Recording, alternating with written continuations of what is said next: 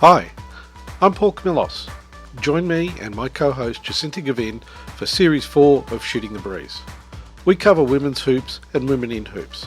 We talk to inspiring players, amazing coaches, and the legends behind the scenes and at the grassroots of the game.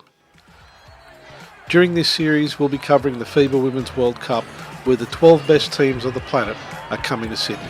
And of course, we'll be covering Australia's longest-running women's professional sporting league, the WNBL, in its 43rd season. Hit that subscribe button, like and review so we can get more hoops content to you.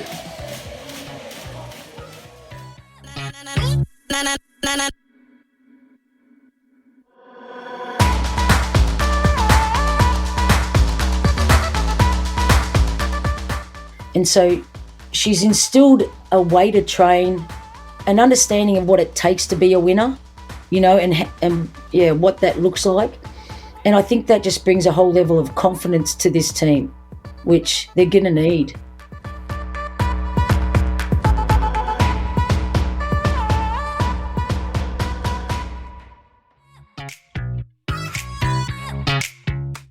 Opals legend Michele Timms is joining us in our latest podcast to dissect the current state of play for the FIBA Women's World Cup.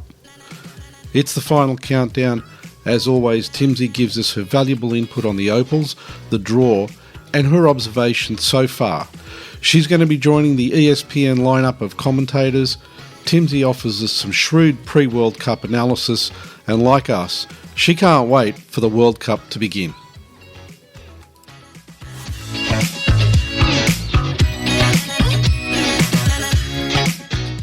Welcome to Shooting the Breeze. Joining me and my co-host Jacinta Gavin, it's Michele Timms, and we are talking Women's World Cup, which is only a couple of weeks away. Timmsy, welcome back, and I don't know about you, but I'm pretty excited about what's coming up.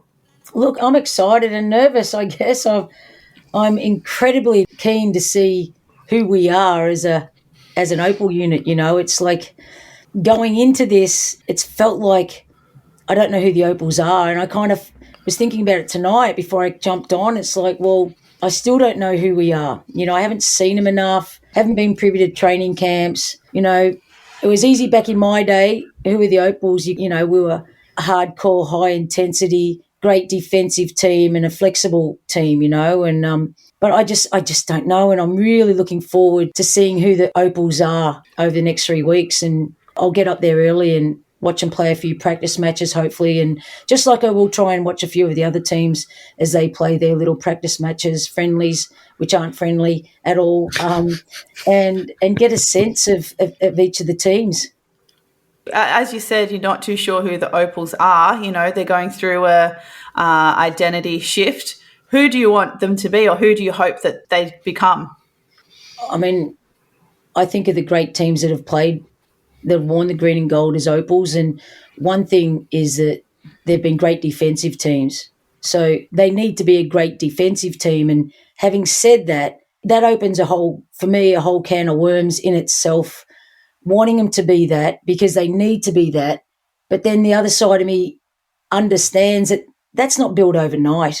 You just don't suddenly rock up and have a training camp and you still don't have your team and the coach is overseas, and that takes a long time to build that, and so I want them to be a great defensive team, and I'm not 100% sold that can happen, I guess, in such a short time. I guess they're rolling into their first training camp right now, but they're still without, some critical pieces in Talbot and Ezzy, who you'd expect to be starters.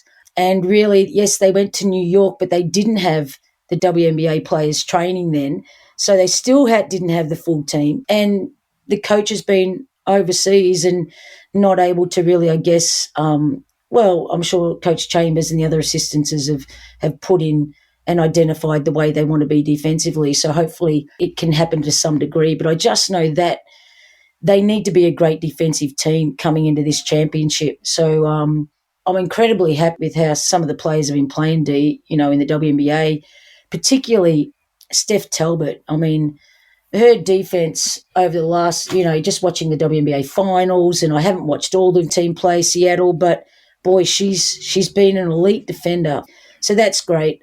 I think we really need an elite point guard defender, and the jury's still out on who that might end up being or how that might look. Beck Allen's been solid defensively in the NBA, but I don't know. So I feel like they need to get somewhere in this tournament, they need to be a great defensive team, and they need to know where their scores are going to come from and who their go-to player is in the clutch, I guess. And I'm still right now not sure who should have the ball in their hands in the clutch. So I'm really looking forward to the build-up of it. They've got a four-nation tournament. I know they're playing some friendlies here and there. So I want to get up there nice and early and have a look and get a better sense, which it seems odd saying that, but I still don't have a great sense of who we are just yet. Definitely you've got, I know we're going to talk about a Lauren Jackson. Who isn't going to talk about Lauren Jackson when you talk about the Opals? And, is her work done? I think the impact that she can have for this team is, and it's obviously shown already from all things when you talk to the current Opals players, is that the leadership and the belief she's brought to this program already, without even thinking about her playing, has been invaluable and justified her selection. So, I mean, what's she going to look like in the team? Like, what is her role going to be? How many minutes is she able to play? How is she going to be used? The schedule, especially that back half of the pools, doesn't favour someone like LJ, although she managed to put together a real nice back-to-back in the NBL 1 final. But this is 3 big games, Serbia, Canada, Japan possibly to see if they finish in the top 2 places, which I really feel like they need to finish there to avoid really tough crossovers down the track. But, I think getting back to your original question, I think first and foremost we need to be a great defensive team. Okay, you brought up LJ just then. There's 2 parts to the LJ story, I think, for the Opals. The first is what role she does play on court, but the second is the inspiration for the team. How much of an impact do you think that inspiration is going to have for the players? Look, I don't know. For me, I don't know that inspiration, is that the word? I don't know. Yeah, maybe. Look, she definitely brings an incredible amount of experience and leadership that probably the team has lacked for the last 4 years. And with her brings a never say die attitude and knowing a way to win. She also brings how to train. And I think that's something when I've talked to Opal's squad members, that's the first thing they've said, is that she's taken us to a new level training. Everyone was really, up until then, almost playing nice with each other. But Lauren showed them that nice doesn't win ball games and shown them that it's okay to be physical and get in people's face and knock a player down. And so she's instilled a way to train, an understanding of what it takes to be a winner, and what that looks like. And I think that just brings a whole level of confidence to this team, which they're going to need. And she also has such a strong presence as well without having to do anything, just her being physically there in anything. Because I was there at the NBL 1 East finals, and just her presence in the stadium, you could just feel this kind of electricity or pull around her with just her in the warm-up. And then she's such a genuine and down-to-earth person that even in her captain's speech after they won the championship, she took time to personally thank their 15-year-old development player for pushing her. So not only is she a role model on the court in a sense of her accolades and achievements and her skill and ability, but off the court, she just has that humility and is such a humble person that I think will really ground a team at such a competitive tournament. Yeah, and I think, 100%, the last few words you said there, ground a team, I think she is going to be able to bring a sense of confidence and calm to the team in whatever situation is thrown their way. And I think the team will look to her, whether she's, playing 15 minutes or 5 minutes or what have you, in those moments, they'll look to her sitting there or on the court. The team will look to her for that, how do we find our way through this? I think, Paul, in a previous episode, you referred to LJ as an anchor. Is that right? Yeah, that's very good. much anchoring the team. Absolutely. I totally agree. Backbone, anchor. And it's going to be interesting because usually when you think of that sort of person, you think of someone playing 30-plus minutes. but I don't know that's going to be the case. It might be, but yeah. Yeah, I think it's going to make the rotations really interesting. And also it's going to depend on who we're playing because, Japan it's kind of like an unnatural mix, LJ up against Japan with their style of play because their style of play is so fast. Do you think that, can I just ask, do you think that LJ is as fast as Cambridge was? Ooh, from good what question. That is a very good question. I know she's I would say that LJ would be just as fast as Cambage. Yeah. I think any team you put out there, you have to find a way to play against that speed, which I guess you don't get. You're right. It's a tough one playing Japan because they play a style that you're definitely not used to. And even though China plays a style, it's more of an American, not an Americanized, but more of a style that, you're used to playing. But I know when we used to play Japan, you weren't on the split line. You'd face guard players. You just, everything goes out the door of ways that you should be defending a team, but you defend them a different way because you have to, because of the speed they play with. So it's a different. You're right, it's a different beast that playing Japan, but I think it's been a different beast for a lot of the past Opals teams too. Yeah, we do have some fast defensive players. I mean, Annalie Maley, she's going to be really interesting to watch in the mix for the Opals just from her style of play. I know, right? And you know what? The combination of injecting Jackson and Maley, that's just beautiful because that's some serious grunt right there. That's a never say die attitude. So you're getting this culture that you're trying to build and Jackson brings. Well, it's being emulated by Annalie Maley because that's the style she plays, that hard-nosed, relentless, persistent, board banger, doesn't care who she's playing against. She doesn't have the experience of the Jackson, but she's going to leave it out there. And I think she's probably had a bit to do with, Lauren's come in and this is the way we go about it. And Annalie's been able to go, this is the way we go about it, even though she's a rookie. And then you add Christy Wallace, who another one who plays that style, leaves it out there. She's exciting. Where's she going to fit in the mix? Is she going to be thrown into the point?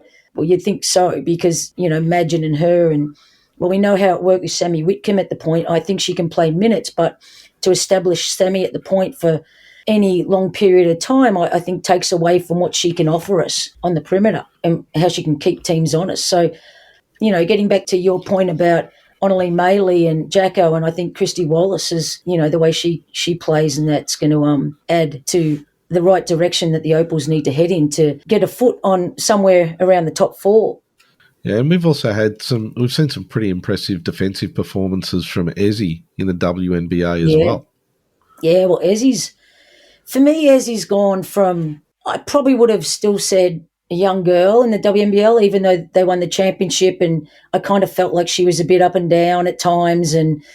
But she stepped up as a woman in the WNBA now. Like watching her play over there, it's like, wow, she's not scared of anyone. That clip that, I giggle when I think about it, but I posted a very small, was it 60 seconds? Not even that, of her going against Cambridge and, but it wasn't just Cambridge. It's anyone she's gone up against. It's Wilson. It's anyone that she's had.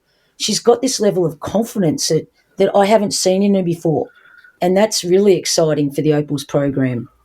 And having perhaps some insight as you work with the Melbourne Boomers, what was the catalyst, do you think, for Ezzy between that last championship season with the Boomers and now signing to play in Europe and then seeing her in the second all-defensive team in the WNBA? It's a short time to see such a significant change in her confidence and in a game. What I don't know. We possibly attribute that to? Yeah, look, she just...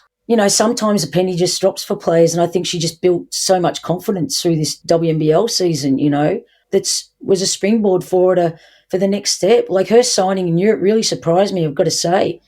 And I wasn't sure. I was thinking, I wonder how will she be okay in Europe, It can be very isolating and, but watching her play in the WNBA, I think for sure she'll do really well over there and take the responsibility of being, one of the main players. I mean, she signed with Ellis Koenig, so Alice Koenig's team, and I did a lot of work with Alice during this off-season, and Elle's a great defender as well. So I think going to that team and knowing that there is going to be another Australian there, although she might not know Alice, I think it'll even help her even more. But I think she's ready, and I wouldn't have said this during the WNBL season. I think she's ready to take that step and play in Europe.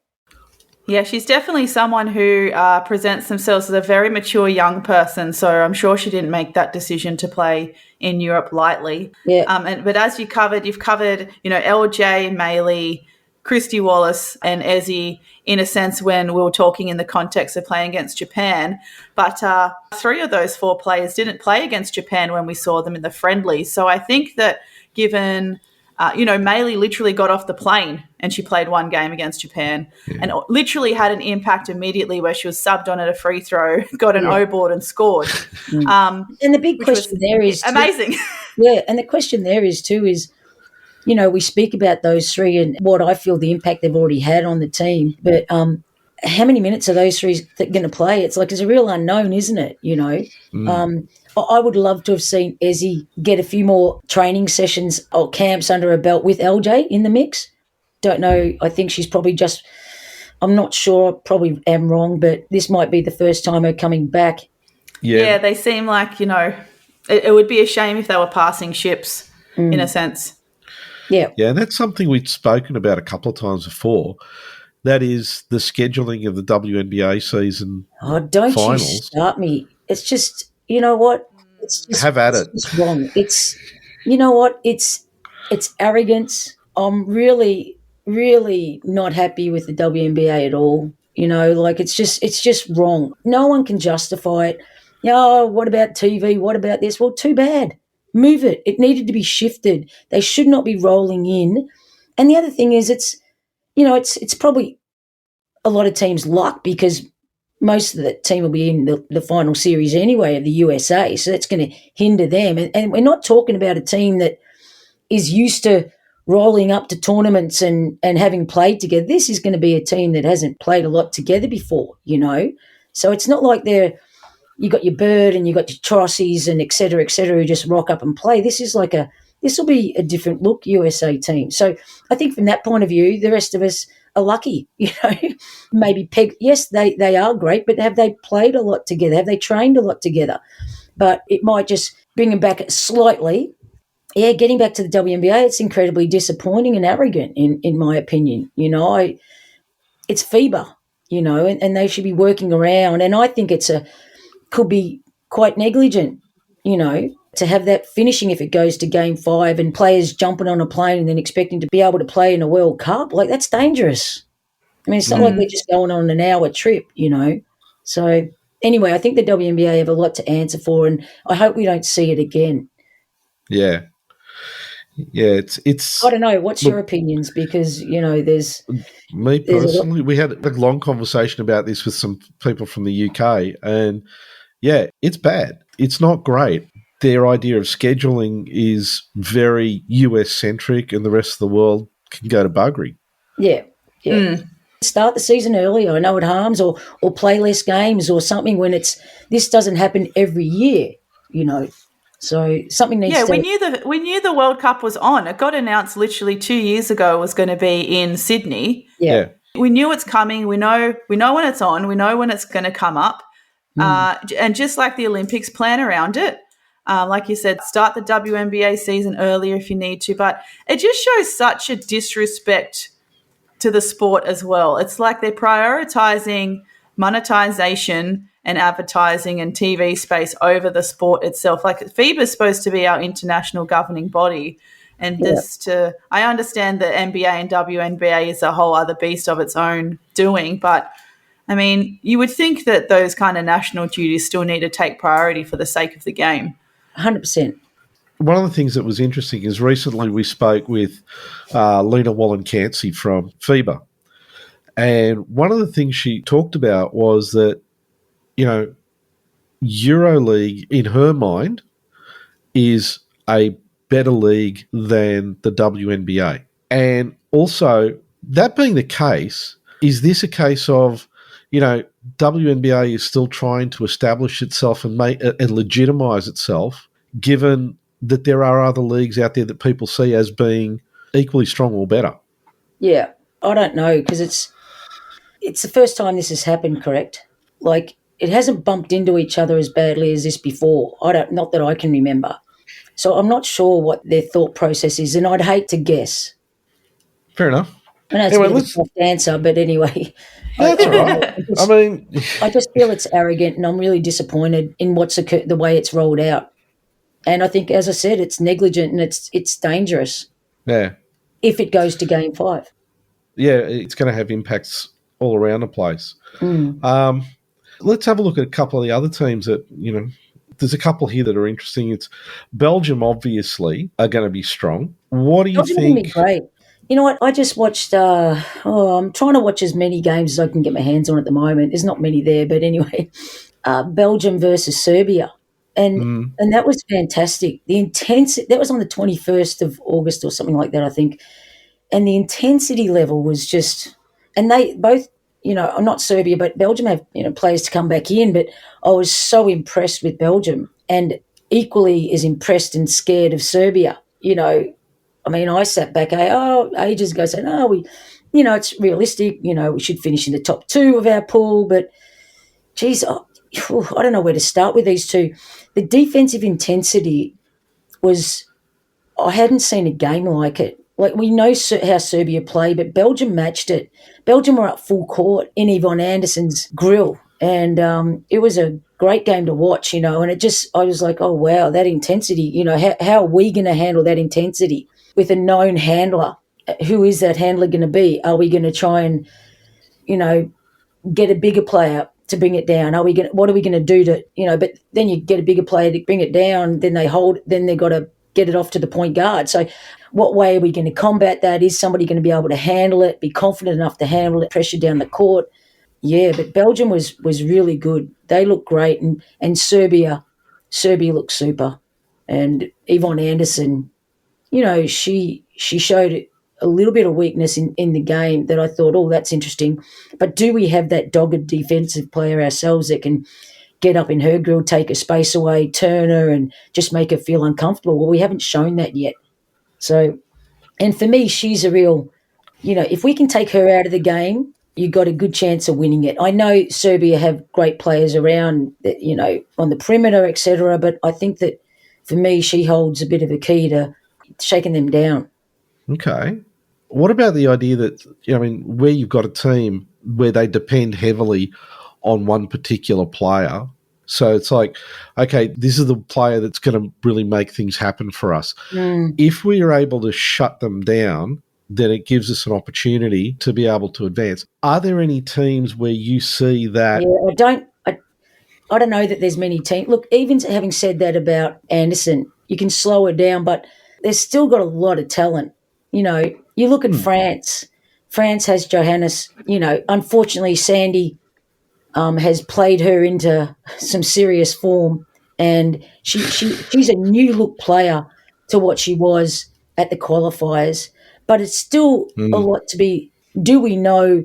Is she going to have that rapport that she built with Sandy and the trust that Sandy gave her and the confidence? Is she going to have that rapport with Coach Jean? And I don't know, but all reports I'm hearing, they haven't gelled.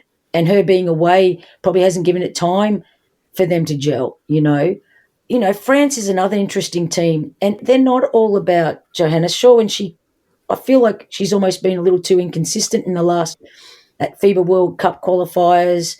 She was all over the shop. She didn't settle with the team. It didn't seem like she enjoyed playing with them. Right now, she had fun with New York, and she's getting back to her team. And, I read an interview where she was saying that she's, really looking forward to playing with everyone, but she hasn't had a lot of time with that team either, and played games and got used to his ways. And, so I don't know if we can even say if we shut her down, we beat France, I'm looking forward to seeing more of France, because I feel like I don't have a good feel with them now. Gruder's out. One of the point guards is out. There's no Pupe. I'm keen to see who they actually rock up with, and I really want to see him play in that four-nation tournament so we can have a look and see who they were. I know they want to run. which, I spoke about the Opals and I said that what we need to be, we need to be a great defensive team and we need to be a great running team. But, good defense can make that happen as well. But with France, I'm not sure who they are yet either. And as I said, I look forward to seeing a couple of games prior to the start of the tournament so I can make that assessment. You touched on a really interesting point, which is a lot of these teams, they may not have had enough time together and played enough together in competition to be able to gel properly. Yeah, although you look at Serbia and I think they've had a decent amount of time together. But the value that the European teams have is that they get to have friendlies left, right and centre. Like China's over there at the moment playing friendlies. They've played France and I haven't been able to get my hands on that game. It wasn't on YouTube. I would love to watch that. I think France beat them from what I heard. Serbia's playing Czech, Serbia's playing China. They're getting lots of games under their belt before they even get out here. And that's something that we'll get a few games. We'll get China, we'll get the Four Nation tournament. My understanding is I think that's only one game or two games anyway. I'm not quite sure how many games Australia gets in that, but I'm sure they'll have some friendlies along the way. But the advantage the European teams have is that even while they're waiting, some of them for the WNBA teams, they get to play a lot of friendlies. Yeah. In Spain sitting there, not coming out, which, I've said a million times makes me cry because, there's nothing better than to have a Spanish team at a World Cup or especially a World Cup or an Olympic event, what they bring, the excitement, the way they play. So anyway, they're sitting back there, they're playing Euro 2023 qualifiers. So, these teams in Europe have a huge advantage, I think, of getting plenty of games under their belt before they step foot in Australia. And just quickly for the sake of our listeners, just remind us again about the Four Nations tournament you were referring to. Well, my understanding is there's a Four Nation tournament on the 16th to the 18th in Sydney. And I know that because I'm running a basketball clinic there. So any 6 to 9-year-old kids who want to come along, please feel free. It's a free clinic, free molten clinic. So anyway, that aside. So, yeah, I know there's a couple of games. I guess it's a dress rehearsal for everybody, really, for not only the teams to get a couple of extra games, but also rehearsal for the local organising committee to run through the stadium, from everything from the people who have to get the behind-the-scenes stuff organised, your courtside managers, your change room managers, your statisticians, your everything. So it normally happens that the nation running a World Cup will have their own Four Nation tournament. But I believe, I'm not 100% sure, but I believe France, Australia, Japan. I'm trying to think who that fourth. Maybe it's USA. Maybe, I'm not 100% sure though.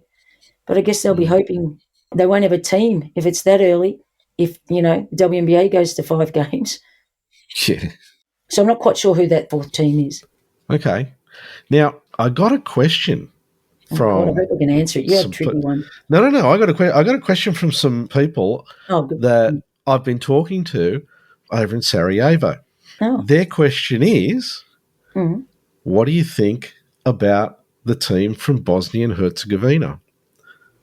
Well, I think they're pretty good, and they're led by, this is a team who you talk about if you can shut a player down, but I don't think you can shut Joquel Jones down. I don't think JJ can be shut down.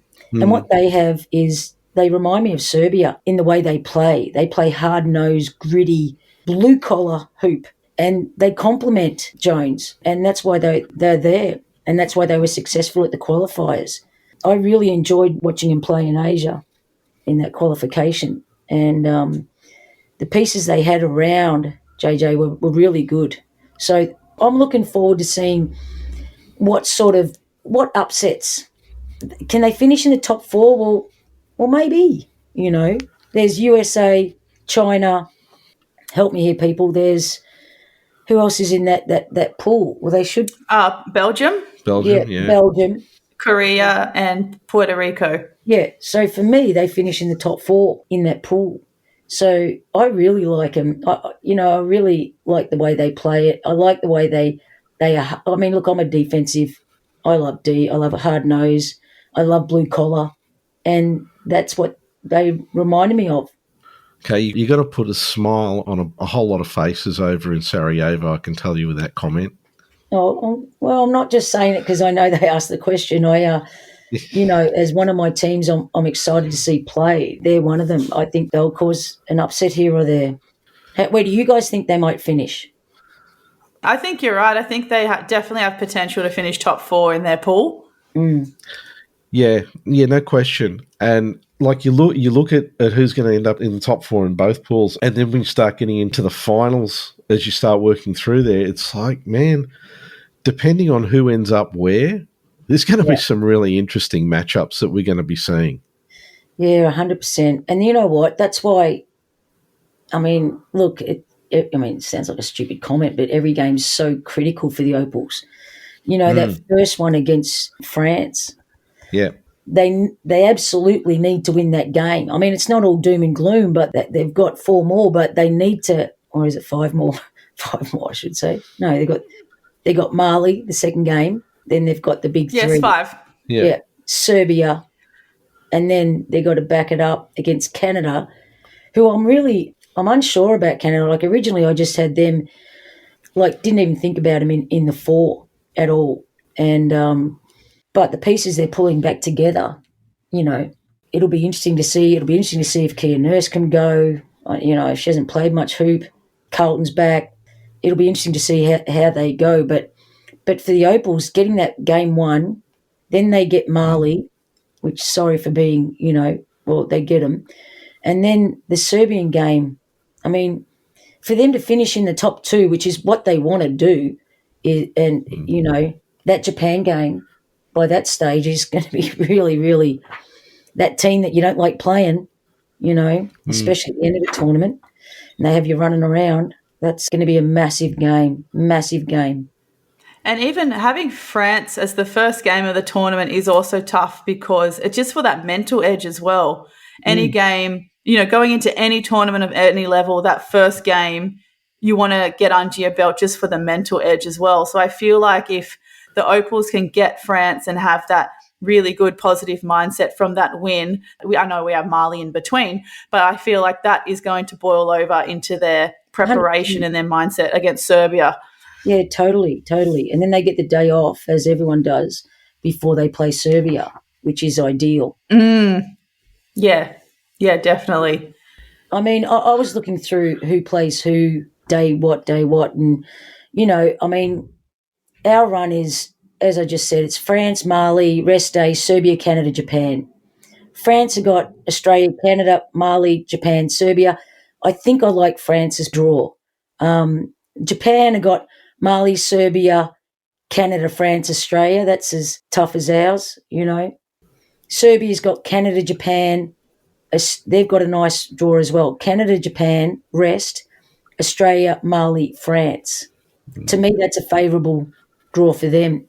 Then Canada have Serbia, France, Japan, Australia, Mali, which, that's a tough draw for them. Yeah, I mean, looking out, let's face it, it's a tough pool. Whatever way, I guess, whenever you play them, you've got to beat them to be where you want to be. It's a tough pool, but boy, oh boy, that first game, like you say, it's critical. You're setting the tone. Yeah, it helps set the tone for the mental game going forward as well. Yeah, totally. So how do you think it's going to wash up? You know what? Leading up until about a week ago, I thought for sure there's a real chance we can be in the final mix, the final 4. But watching Belgium and you know what, I think I've sold Belgium a bit short, and I don't know why, because they've been so good the last few years, But watching Belgium, Serbia has really got under my skin a little bit.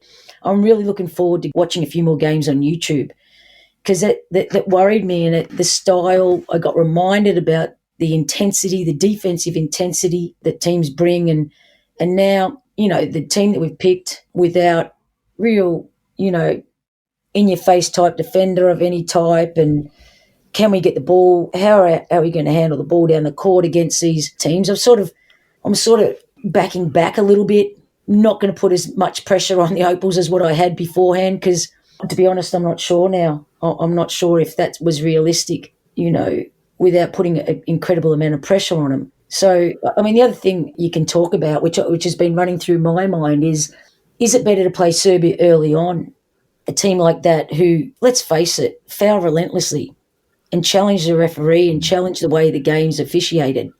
Now, if you play them early in the tournament, are the referees more inclined to say, no, bit foul, you know? But as the tournament goes on, we can't ref this, or that it becomes accepted that that's their way.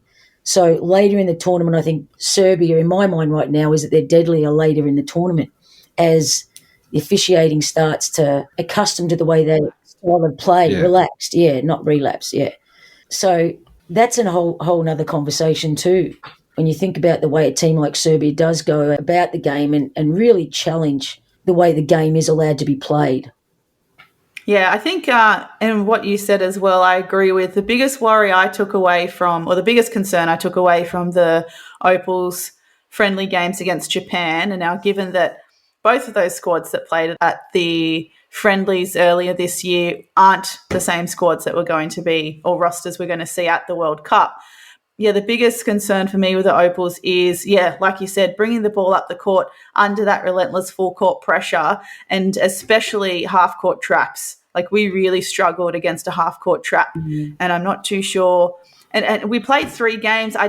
For me, maybe I'm too harsh of a critic, but I didn't see enough of an adjustment over those 3 games to overcome those traps. Yeah, look, I think we rolled out the guards. Yeah, I think we rolled out the guards and see how they went, and they definitely became unstuck. But here's a couple of things that I think about that. I think that Tess Madgen led by example, and I think she just bulldozed the ball down against tough defence. So, there's hope with the ball in her hands. Is she going to be able to do it night in, night out? The Japanese, are they as physical as Serbia? I'm not too sure. And they're probably, body height is a different sort of match as well, The other thing that I think this is where Jacko could have made a difference even back then if they'd put her in that squad a bit earlier. And I've said this before, I think that the guards might have had a better chance to cope with that, because I truly believe that Jacko would have just said, BS, that ain't happening. That's not happening in my backyard. And so she would have just gone up and you could have counted on her to come up and just smash somebody with a screen. Whether it was legal or illegal, they would have been looking over their shoulder all night. And I think she might have grabbed those guards by the hand and said, look, you're okay, breathe, it's all right. Come this way, I'm going to come that way, and I'll shake her loose. So I think that it would have been that leadership that would have played into helping those guards. But you're right, we didn't look good, and it cost those 3 guards a spot in the Opal squad. My hope is that somebody can step up and handle the pressure, and we have a plan B on how do we get the ball over the line against a Serbia or a Japan. I feel comfortable that we've shown against Japan we can, even though it didn't look good. I think Tess Madgen can get it done. And then you got Christy Wallace, who, as I said, I'm excited to see what she can bring, to the point guard position, which is what she's going to have to play. She definitely can bring a lot of confidence. Yeah, from what I've heard, it sounds like she'll play a lot of point guard position. And she's someone as well, like you said with Sammy, she's someone who I also prefer at the 2 spot. Is very capable of playing the 1 for sure, but limits the scoring opportunity when they're shifted in the 1 from that 2 spot. But I'm sure they're going to have some really good combination. Maybe we'll see Wally and Sammy on at the same time as the 1-2 respectively, and then even pushing someone like Beck Allen at a 3. I don't know, but that would be a lot of scoring power already just with those 3. Yeah, I mean, I don't mind Sammy at the point on occasions, but she adds a great dimension to us when she's not. Teams have got to be honest. They can't clog the lane up. They've got to chase her around, and that's tough to do at the point. Okay, so out of all of this, one of the teams we haven't talked about is Puerto Rico. And the reason that I want to talk about them a little bit is while they don't always string together a really good set of performances, every once in a while they really do get their act together. Oh, heck yeah. They get on runs. And they can shoot that rock. Like, they can go on runs from the 3-point line. Oh, this is going to be harsh, but, I mean, I guess a lot of teams are like this, Can I use the word front runners? Like when things are going well, they're going well, and it doesn't happen often, but I don't know that they're going to cause many upsets. That's my take on them. Like Amali, I don't know that they'll get a game. Look, unless someone totally disrespects them and they come out half asleep, but I can't see that happening.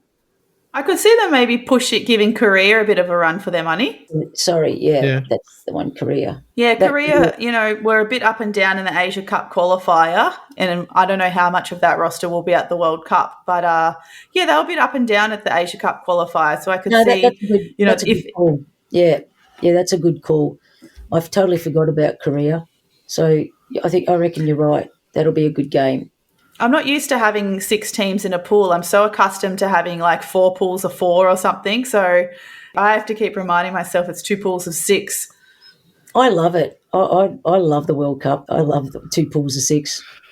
Do you feel, you mentioned earlier in the episode that you're starting to feel a little bit nervous the closer we get to tip-off time. Is it the same feeling of nerves as when you were a player? Oh, God, no. No way. No, not really. No, I had so much confidence as a player because I had such belief in my teammates and I knew they believed in me. There was just that. Looking back, I'd call it more, nerves, anxiety the night before. Not before the game. It was the night before that often did me the most pain. And it wasn't so much I was nervous. I guess it was more I was just dying to see the outcome. And I'd get myself in a state that I just couldn't sleep because I just couldn't wait to see the outcome, how we went, how I played. And so my night before was I just had to be very calm and breathe, and try and get to bed early. And I like my 8 hours before a game. These nerves are more about I'm stepping into a place that I haven't been for a very long time in commentating and TV work with ESPN. I'm a little bit nervous about that. So that's where my nerves are starting to build more so than any other sort of nerves. We have heard that a lot of former players and, icons like yourself are joining the ESPN team to cover the World Cup. Are you allowed to disclose who else will be joining the team? We know that it's yourself and Screeny so far. Yeah, and LJ that was good. Look, when I first started talking with ESPN, it's going to be a lot of fun because at that stage, LJ wasn't on the Opals, radar. She was going to be joining, and that would have been great fun. But it's going to be great fun anyway. I mean, there's a show, there's a pre-game show, there's who's going to be on it. I'm not sure I can indulge that. That's the only thing. I know there's Screeny and I, but that's about all I know, to be honest. And I know there's going to be a cast, though. There's probably going to be a cast of about 4 or 5 players, so rotating through different things. And I'm really looking forward to it because I am nervous, incredibly nervous about it because, you put yourself out there and no place you really want to make a bigger fool of yourself than in front of millions of people. And so that side of the things worries me, but I just can't wait to think that there's going to be this, 90-minute pre-game show or half, show between both blocks and then, a really good 30 minutes or so before the game talking all Opals, game before, game that's about to happen. So I'm really excited from that point of view. I'll have to give, you guys will have to give me some things to say, but yeah. I'll be on site. I can feed you through a secret earpiece. I'm open to that. Any listeners, if you've got something that I'm missing, which I'm sure I'm going to, please text me and I'll claim it and I'll announce it. I'm pretty confident that, because, we've seen you on TV before with some WNBL stuff in the past. I'm pretty confident once you're in the chair and in the zone, it will just be like chatting to some friends and all of your expertise will just flow out of you and you'll have nothing to worry about. Yeah, I'm kind of wishing that I did. I'm kind of wishing I'd done a season of NBL 1 or something to get myself game ready. But anyway, I remember when I first started with ABC, I was with Clinton Gribus, and that was baptism of fire. I'd never done anything like it, and I can't count how many blunders I made. I mean, there was one time when I was calling a game for ABC and Fox were piggybacking on our feed, and Clinton said, look, this is starting earlier, ABC's starting slightly earlier, and Fox is going to come in, so don't say anything that's happened, in the little discussion that we're going to have, 3 minutes prior. Like, yeah, okay. And then it was all like, oh, my God, Fox is coming on. Oh, my gosh, started getting even nervous. And then, the opener went well. And then as soon as they said, they gave the countdown for ESPN, I said, so like I just mentioned, Clinton, and then I went drop mic. I went, I just did the one thing they told me not to do is refer to what's just been spoken about as Fox's cross life. And so I went white numb. I couldn't speak because I was so embarrassed, and all in my head I'm going, well, there's no coming back from here. What am I going to do? So I acted as though my mic was turned off, and I pretended to be hitting the mic going like this to Clinton going, I don't know what's going on, you know. And he just had to take it. And I remember the looks, God love him, I love Clinton Grice, but the looks he was giving me, I just wanted to walk off, but I just had to stay there and just suck it up, princess. And then I got back on my horse and finished off okay. But it was just one of those moments. And in my first year, I made so many blunders and so many ridiculous statements. But, that's what it was. You learn on the run in front of a live audience. It wasn't ideal. But anyway, that's how I feel a little bit like it's going to happen this way. Nah, I think you got this one nailed. It's going to be great. Can't wait. I feel like basketball's on the map in a big way, and we're going to roll into the WNBL after it with ESPN again, and it's and Channel 9, and just, speaking of leaving a legacy of this World Cup, I mean, it's going to be fantastic. I think it's a really great way for the sport to launch from the World Cup into the WNBL, 100%. Have that momentum, and also have the media coverage as well. Yeah. No, it's absolutely fantastic. And, unfortunately what we needed the Opals to be successful. But you know what? If they play, their success is measured in many ways. And yes, it is about medaling and finishing in the top 4. But at the end of the day, to be honest, what I want is the Opals just to play blue-collar basketball, hard-nosed, something we're all real proud of, lay it all on the line. And as we say to the young kids, if you do your best, that's all anyone can ask. And I think that's all we're asking of the Opals now is just to do their best. And if it falls short of winning a medal, well, so be it. All you can do is your best. So we'll be proud of them. And I feel really proud just watching the build-up to the World Cup as well, in a sense that, what happened in Tokyo, the aftermath of Tokyo, the delayed shock of the US only then just clocking on a year later of what happened in Tokyo. So I feel like it's just been this relived drama. But in the meantime, those in the Opal squad and those, in the administrative part, I guess, orchestrating, from the coaching staff to the managerial staff, just been orchestrating this kind of culture re-identification. And the players, it seems like the players have been really, really focused on recuperating and focusing purely on going forward and not letting any of the past events affect what their goal is at the World Cup. So that's been really, really nice to see that the group is bonding so strongly together and competing so much for those spots. So I think that's definitely something to be proud about too. 100%. I can't wait to see them all walk out there in their green and gold and the home crowd just erupting. I can't wait. And then we've got, the other side of things, we've got the Opals documentary that's going to be debuted during the World Cup. There's going to be, the fact that ESPN are A, going to cover the World Cup, and B, have gone to the effort to recruit past Opals and, local legends to be part of the expert commentary team. I mean, that in itself, it should be a no-brainer, but you can't always guarantee, things like that with TV. So even that I'm really excited about, just the whole way things are shaping up ahead of the first day. That Opals documentary is really special. I was fortunate enough to be part of that, and took a lot of organising and a lot of expertise, and we had Paddy Mickham, never past Opal, but former Opal, directing it and producing it, and it is absolutely... Well, I don't know that there'd be many Opals that'll watch it without shedding a tear. It's really quite powerful and emotional, and something that really proud to have this new lot of Opals watch, because it really is about the history and where we've come from and that gold medal team in 2006. So that's definitely one to watch when you get a chance. It'll be shown throughout the bits and pieces will be shown, and the actual documentary will be shown on ESPN. So it's going to be something really special. Yeah, I think it's one of those things that kids need to see, because there's so much history of basketball that doesn't get communicated to players as they're coming through now. Yeah. And I think it's really important to see that, to understand that it's not just about, this game. There's so much more around it Yeah. And there's so much more to the Opals team beyond, the team that hits the floor in any given competition.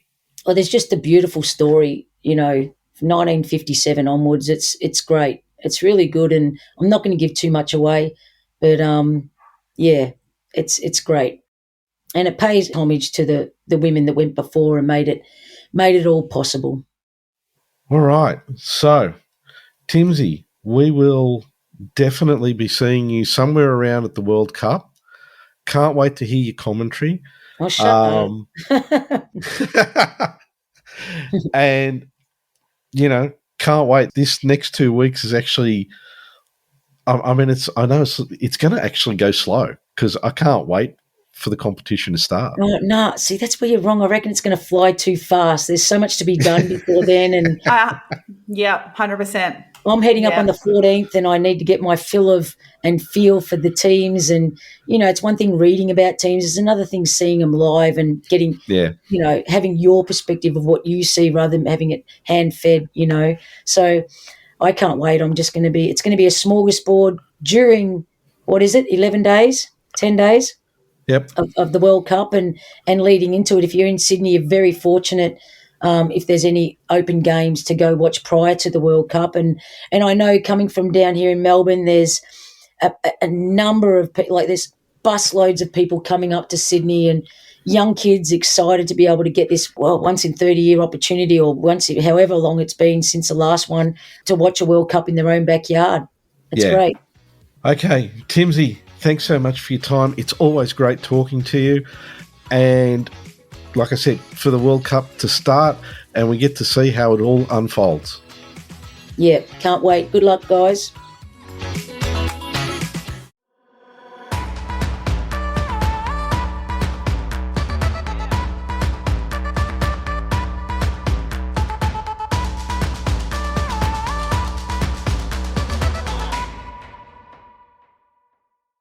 Shooting the Breeze can be found on Apple Podcasts, Google Podcast, Spotify, and iHeartRadio. Don't forget to subscribe and share the podcast with all your friends.